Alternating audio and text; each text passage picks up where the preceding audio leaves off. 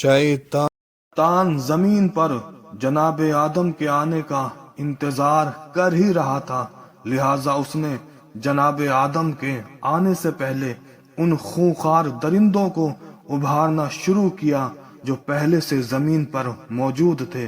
شیطان نے کہا، دیکھو آسمان سے زمین پر کچھ جانور آنے والے ہیں، اگر تم ان کو کھاؤ گے تو بڑی لذت محسوس کرو گے، میں ان کے آنے کی خبر تم کو کر دوں گا، تم سب کے سب تیار رہنا۔ بس جب جناب جبرائیل جناب آدم کو تنہا اس زمین پر چھوڑ کر چلے گئے تو شیطان نے ان خونخوار درندوں سے کہا، آؤ چلو تمہارا شکار آ چکا ہے۔ چنانچہ بڑے بڑے درندے شیطان کے ساتھ جناب آدم کی طرف بڑھے اور جناب آدم پر بے دردی سے حملہ کرنا شروع کر دیا۔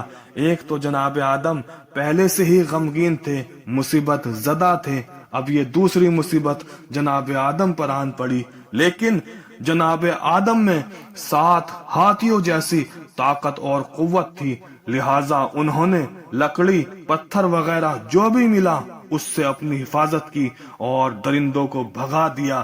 تھک ہار کر سارے درندے واپس چلے گئے، لیکن ان کے دوبارہ سے آنے کا کوئی وقت معین نہیں تھا، یہ برابر جناب آدم پر حملہ ور تھے۔ بہرحال اللہ اللہ کر کے اس مصیبت سے جان بچی تھی کہ شام کو سورج ڈوب گیا، رات آ گئی، ہر طرف اندھیرا اندھیرا چھا گیا، دکھائی دینا بند ہو گیا۔ جناب آدم اندھیرے سے گھبرا اٹھے، اس لیے کہ آج سے پہلے نہ تو جناب آدم نے کبھی اندھیرا دیکھا تھا نہ کبھی رات دیکھی تھی، یہ پہلی رات تھی جو جناب آدم نے دیکھی۔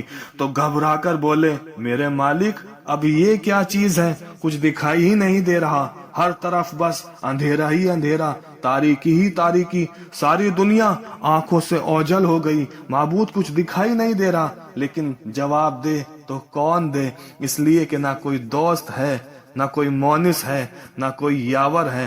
آخر کار جب کوئی جواب نہیں ملا تو حسب معمول جناب آدم پھر سے رونے میں مشغول ہو گئے اور ساری رات رونے میں گزار دی۔ ادھر جب صبح ہوئی تو جناب جبرائیل تشریف لائے اور فرمایا، اے آدم 2 رکعت نماز ادا کیجئے، 1 رکعت رات جانے کی خوشی میں، 1 رکعت صبح آنے کے شکر میں۔ لہٰذا جناب آدم نے صبح 2 رکعت نماز ادا کی۔ یہی وجہ ہے کہ آج تک اولاد آدم پر صبح کی 2 رکعت نماز واجب ہے۔